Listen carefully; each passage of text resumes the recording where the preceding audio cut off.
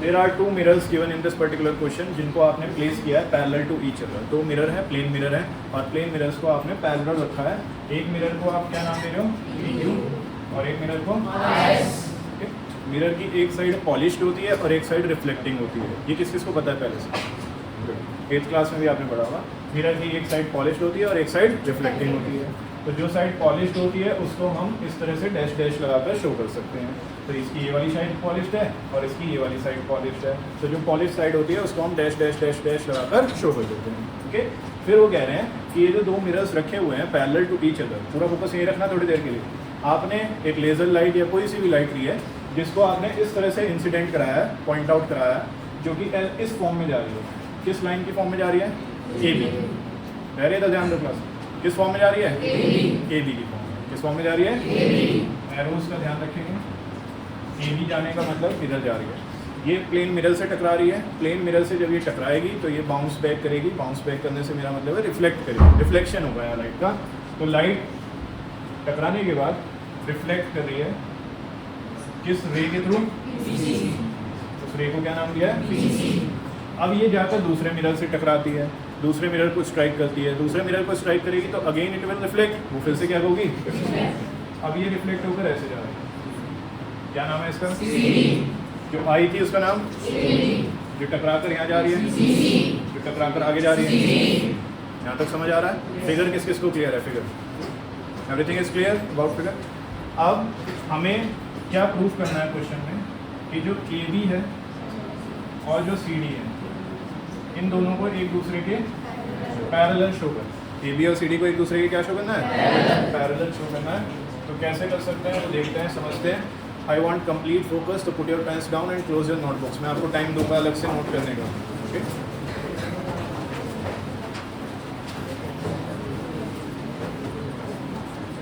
सबसे पहले मैं चीज़ लिख रहा हूँ जो गिवन है।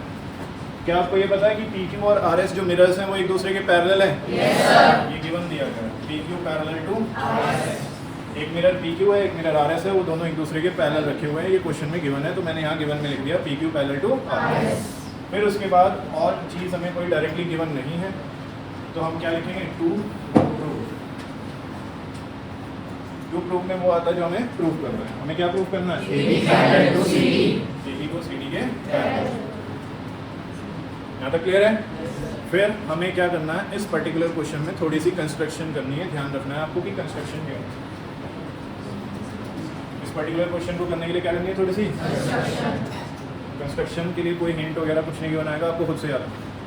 आपने B से एक परपेंडिकुलर बनाना है। परपेंडिकुलर मतलब कितने डिग्री का एंगल? नाम है इसका BM। किस लाइन पर बना है? RS। किस लाइन पर बना है? RS। नाम क्या है? BM। किस लाइन पर बना है?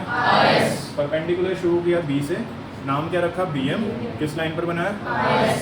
तो आपने एक परपेंडिकुलर बनाया, ड्रॉ BM, B से M तक, B से M तक। किसके ऊपर परपेंडिकुलर है ये? Perpendicular on RS। ये किस चीज़ का साइन होता है? परपेंडिकुलर। ये किस को पहले से बता? ठीक है, तो आपने BM परपेंडिकुलर बनाया किसके ऊपर? RS। और समझते हैं आगे ध्यान से। आप एक परपेंडिकुलर बना रहे हो C पॉइंट से। एक तो B पॉइंट से बनाया था, एक कहाँ से बना रहे हो? तो C पॉइंट से फिर से आपने एक परपेंडिकुलर बनाया। इसका नाम क्या रखा आपने? CN। क्या नाम रखा है? CN। और ये भी क्या है? परपेंडिकुलर। परपेंडिकुलर मतलब कितने डिग्री का एंगल बनाएगा? 90 डिग्री का एंगल बनाएगा।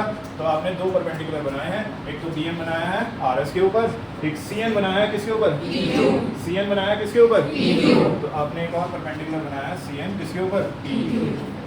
यहाँ तक किस को क्लियर हो रही है बात? कोई दिक्कत परेशानी? नो? चलिए और समझते हैं चीज़ों को थोड़ा सा डिटेल में। ये जो कंप्लीट एंगल था, पूरा एंगल जो था, इस पूरे एंगल का नाम कौन कौन बता सकता है मुझे जो मैंने मार्क किया अभी एंगल को? सिर्फ रेज हैंड करो। सिर्फ इतने कम एंगल का नाम तो सबको पता है। श्रद्धा नहीं बता सकती? श्रद्धा ट्राई करो। ABC, Arnav ABC। कितने बच्चे कह रहे हैं? ठीक है, क्या हुआ रणवीर? BBC। नमन बता रहा है AB नहीं, जो इसने बताया, अर्णव ने, जो श्वेता ने बताया वो ठीक है, लेकिन बस ये कॉन्फिडेंस नहीं रख पा रहे। गलत बता रहे हैं उन्हें तो इतना कॉन्फिडेंस है, जो सही बता रहे हैं वो कॉन्फिडेंस ही नहीं रख पा रहे हैं। क्या चक्कर चल रहा है? देखो बच्चों, आपने ये पूरा एंगल लिया ना, आपको जब कभी भी एंगल का नाम लिखना होता है ना, तो ये देख लिया करो किस किस के बीच में बन रहा है। तो ये एंगल एक तो आपका ए बी से अटैच है, और किससे अटैच है? बी सी से अटैच है ना। ये देख लिया करो किस किस से अटैच है। तो एंगल क्या बनेगा? Angle A B C. अब बताओ किस किस को समझ आ गया कैसे रखना है एंगल का? Now it is clear. तो ये एंगल ए बी सी है वैसे तो पूरा, लेकिन ये दो पार्ट्स में डिवाइड हो गया इस परपेंडिकुलर की वजह से। तो इसको एंगल 1 और इसको एंगल 2 बोल रहा हूँ, ताकि मेरे लिए समझना सिंप्लीफाई हो जाए। ओके, चलिए इस एंगल का नाम कौन कौन बता सकता है? बताओ ना। मैं बी सी डी बता रहा है। कितना अच्छा एग्री करते हैं साथ से? ठीक है ना ये? अब ये पूरा एंगल तो क्या था? बी सी डी, लेकिन मैं इसको पूरे को दो पार्ट्स में डिवाइड कर चुका हूँ परपेंडिकुलर बनाकर। तो मैं एक को बोल देता हूँ 3 और एक को बोल देता हूँ 4। एक एंगल 3 हो गया और एक एंगल क्या हो गया? 4। ओके, तो अब यहाँ पर ध्यान से समझिएगा बच्चों, क्योंकि मेरा अपना क्वेश्चन अब प्रूव करना शुरू कर रहा हूँ। अब ज़्यादा फोकस की जरूरत है। पहले तो ये समझिए कि लाइट जब जाती है और टकरा कर आती है, जो जा रही है उसको इंसिडेंट रे बोलते हैं, और जो टकरा कर आ रही है उसको रिफ्लेक्टेड रे बोलते हैं। किस किसने पढ़ा है इस क्लास में? गुड। जो जाती है इंसिडेंट रे, जो टकरा कर आती है भारत क्लास में। ये एंगल एंगल ऑफ इंसिडेंस कहलाता है, ये एंगल एंगल ऑफ रिफ्लेक्शन कहलाता है। ये एंगल एंगल ऑफ इंसिडेंस, ये एंगल एंगल ऑफ रिफ्लेक्शन। और अगर आपने एट्थ क्लास में लाइट वाला चैप्टर पढ़ा है तो आपको पता होगा कि एंगल ऑफ इंसिडेंस और एंगल ऑफ रिफ्लेक्शन आपस में क्या होते हैं? इक्वल होते हैं। Angle 1 equals to angle of incidence, angle of reflection की क्या होता है? इक्वल।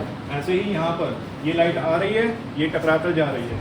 जो आ रही है डेट इज इंसिडेंट रे, जो टकरा कर जा रही है वो रिफ्लेक्टेड रे। तो एंगल 3 कहलाएगा एंगल ऑफ इंसिडेंस, एंगल 4 कहलाएगा एंगल ऑफ रिफ्लेक्शन। एंगल 3 क्या कहलाएगा? Angle of incidence. एंगल 4 क्या कहलाएगा? Angle of reflection. और लॉज ऑफ रिफ्लेक्शन के हिसाब से जो हमने एट्थ में भी पढ़ा है, उसके हिसाब से एंगल ऑफ इंसिडेंस और एंगल ऑफ रिफ्लेक्शन आपस में क्या होते हैं? इक्वल। एंगल 3 किसके इक्वल आ गया? एंगल 3 किसके इक्वल आ गया? इसका रीज़न हमें देना पड़ेगा दोनों का। क्या रीज़न है कि एंगल ऑफ इंसिडेंस किसके इक्वल होता है? एंगल ऑफ इंसिडेंस किसके इक्वल होता है? According to laws of according to laws of according to laws of according to laws of am I clear till now? Yes sir. So 1 वाला 2 के equal और 3 वाला 4 के इक्वल, क्योंकि एंगल ऑफ इंसिडेंस किसके इक्वल होता है? Angle of reflection according to laws of reflection. Okay, अब और समझिए ये क्वेश्चन सबसे डिफरेंट है। हाँ जी, एंगल एबीसी और एंगल बीसीडी इक्वल है? नहीं, इक्वल नहीं है ना बेटा, उन्हें इक्वल प्रूफ करने का काम कर रहे हैं हम तब से। ठीक है, अगर वो इक्वल होंगे तो फिर ऑल्टरनेट से हम लिख सकते हैं कि ए बी और सी डी पैरेलल, वही करना है, प्रूफ वही करना है। चलिए और समझिए, क्या पी क्यू और आर एस पैरेलल है? yes, पी क्यू और आर एस पैरेलल है? yes, और पी क्यू और आर एस पर दो परपेंडिकुलर बने हैं, बी एम और सी एम। एक प्रॉपर्टी याद रखना कि अगर आप परपेंडिकुलर बनाते हो ना दो पैरेलल लाइंस के बीच में, अगर आप परपेंडिकुलर बनाते हो ना दो पैरेलल लाइंस के बीच में, तो वो परपेंडिकुलर भी आपस में पैरेलल होते हैं। अगर आप किन्हीं दो पैरेलल लाइंस के बीच में क्या बनाते हो? परपेंडिकुलर। अगर आप किन्हीं दो पैरेलल लाइंस के बीच में क्या बनाते हो? परपेंडिकुलर। तो वो परपेंडिकुलर भी आपस में क्या होते हैं? पैरेलल होते हैं। क्या होते हैं? जैसे कि ये इस बोर्ड की जो ये दो लाइंस हैं, क्या ये पैरेलल लाइंस हैं? Yes sir. अगर मैं यहाँ पर एक लाइन बनाऊँ और यहाँ पर एक लाइन बनाऊँ, ठीक है, वर्टिकली, तो वो दोनों वर्टिकल लाइंस जो हैं, परपेंडिकुलर लाइंस जो हैं, वो एक दूसरे के पैरेलल क्या होंगे? एक दूसरे के दो पैरेलल लाइंस के बीच में बनने वाले दो परपेंडिकुलर्स जो बनते हैं वो एक दूसरे के क्या होते हैं? पैरेलल। तो B M and C M are perpendiculars on B M किसके ऊपर है? आर एस, और वो वाला पी क्यू रेस्पेक्टिवली। रेस्पेक्टिवली का यहाँ पर मतलब है बी एम आर एस के साथ है और सी एम पी क्यू के साथ है। क्योंकि पी क्यू और आर एस पैरेलल है तो बी एम और सी एम भी क्या होंगे? Perpendicular between two parallel lines P Q R S are also parallel to each other. जब आपने कोई परपेंडिकुलर बनाए हैं दो पैरेलल लाइंस के बीच में, इसके बीच में तो पी क्यू और आर एस पैरेलल थी ना, उनके बीच में हमने दो परपेंडिकुलर बनाए बी एम और सी एम, तो वो भी आपस में क्या होंगे? पैरेलल। ये स्टेटमेंट लिखी है मैंने और कुछ नहीं लिखा। तो पी क्यू और आर एस के बीच में बनने वाले दो perpendicular B M and C N आपस में क्या है? अब अगर वो पैरेलल है, ये एक दूसरे के क्या है? पैरेलल, तो बी सी उनके लिए बन जाएगी ट्रांसवर्सल। बी सी क्या बन जाएगी? ट्रांसवर्सल। और ट्रांसवर्सल के एक साइड तो एंगल 2 आ रहा है और एक एंगल 3 आ रहा है, तो क्या एंगल 2 और एंगल 3 आपस में इक्वल होंगे? yes, sir. कौन सी property? Alternate interior angles. Now BM parallel to CN, ध्यान से देखते हैं ना बोर्ड पर। BM ये रहा, CN ये रहा, ये एक दूसरे के क्या है? पैरेलल। BM से आ रहा है B पॉइंट से ये, और CN पॉइंट से C से ये वाली लाइन। ये इन दो पैरेलल लाइंस को टच कर रही है? yes, sir. B पॉइंट पर और C पॉइंट पर, B पॉइंट पर और C पॉइंट पर, तो ये क्या कहलाएगी? ट्रांसवर्सल। क्या कहलाएगी ये? ट्रांसवर्सल। जो दोनों पॉइंट्स को टच कर रही है, जो दोनों पैरेलल लाइंस को टच कर रही है, वो क्या कहलाएगी? ट्रांसवर्सल। क्या नाम है इस ट्रांसवर्सल का? BC is transversal.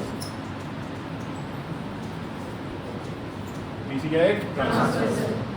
अब अगर BC ट्रांसवर्सल है, यहाँ लिख रहा हूँ क्योंकि मेरे पास स्पेस नहीं है, इसलिए मैं ऊपर लिख रहा हूँ, आप सीक्वेंस में ही लिखेंगे। अगर BC ट्रांसवर्सल है बच्चों, तो BC से लगता हुआ एंगल कौन सा है? एंगल 2। पैरेलल और BC लाइन से लगता हुआ एंगल कौन सा है? एंगल 2। BC लाइन और पैरेलल लाइन से लगता हुआ एंगल कौन सा है? एंगल 3। तो क्या एंगल 2 और एंगल 3 आपस में इक्वल होंगे? yes, sir. क्या एंगल 2 और एंगल 3 आपस में इक्वल होंगे? yes, sir. It implies angle 2 equals to angle 3. Reason? Alternate interior angles. क्योंकि एक एंगल ट्रांसवर्सल के इधर बन रहा है और एक इधर बन रहा है, ऑल्टरनेट ही तो बोलते हैं इनको। एक एंगल इधर बन रहा है और एक एंगल इधर बन रहा है, इसलिए क्या कहलाएंगे? Alternate interior angles. तो अब 2 किसके इक्वल आ गया? नाउ यू विल नोटिस 1 2 के इक्वल था, ये आपने प्रूव किया था। 2 3 के इक्वल है, ये आपने प्रूव कर दिया। और 3 4 के इक्वल है, ये भी आपने प्रूव कर रखा है पहले से। सो 1 2 के इक्वल, 2 3 के इक्वल और 3 4 के इक्वल। तो क्या ये चारों एंगल्स इक्वल आ गए? yes, sir. 1 2 के इक्वल, 2 3 के इक्वल और 3 4 के इक्वल। तो ये चारों एंगल्स आपस में क्या आ रहे हैं? Equal. It implies angle 1 equals to 2 equals to 3 equals to 4। चारों एंगल्स आपस में क्या हो चुके हैं बच्चों? इक्वल। चारों एंगल्स आपस में क्या हो चुके हैं? इक्वल। अब मुझे दो एंगल्स को प्लस करना है। बताओ 1 के साथ कौन है? 2। और 3 के साथ 4। तो क्यों ना 1 को 2 के साथ प्लस कर दूं और 3 को 4 के साथ। 1 को किसके साथ प्लस कर रहा हूँ? 2 के साथ, और 3 को कुछ भी नहीं कर रहा हूँ। जो ये है ना कि चारों एंगल्स इक्वल हैं, अगर चारों एंगल्स इक्वल हैं तो इनका सम भी तो क्या होगा? इक्वल। अगर चारों एंगल्स इक्वल हैं तो इनका सम भी क्या होगा? इक्वल। तो 1 का सम 2 के साथ ले रहा हूँ और 3 का 1 का सम किसके साथ लिया? 2 के साथ, और 3 का 4। अगर ये चारों एंगल्स आपस में इक्वल हैं तो इनका सम भी क्या होगा? इक्वल। ठीक है, अब फिर से फिगर पर ध्यान देंगे और बताएंगे कि 1 और 2 को मिलाकर बन रहा है ये एंगल, इसका नाम क्या है? ABC। 1 और 2 को मिलाकर बन रहा है ये पूरा एंगल, इसका नाम क्या है? ABC। तो हम इसके लिए क्या लिखेंगे? AB। ठीक है, इनको नहीं समझ आ रहा दोबारा देखो। 3 और 4 को जो एंगल मिलाकर बन रहा है ये पूरा एंगल बन रहा है? yes, sir. इसका नाम क्या होगा? BCD। क्या नाम है इसका? BCD। तो हमने फिलहाल ABC एंगल और BCD एंगल को इक्वल दिखा दिया है। ABC और BCD को क्या दिखा दिया है? इक्वल। अब समझना इसमें क्या होगा? यही फोकस है सबका? yes, sir. आगे बता दूं? yes, इस एंगल का नाम बताओ। ABC। कौन कौन सी लाइन से लगा हुआ है? एक तो AB से लगा हुआ है, है ना? और किससे लगा हुआ है? कितने बच्चे एग्री कर रहे हैं इस पास? ठीक है, अब सिर्फ आरव बताएगा। आरव आप बताना इस एंगल का नाम। BCD। ठीक है बच्चों, ये आरव बताओ किस किस लाइन से ये अटैच्ड है? किस किस लाइन से अटैच्ड है?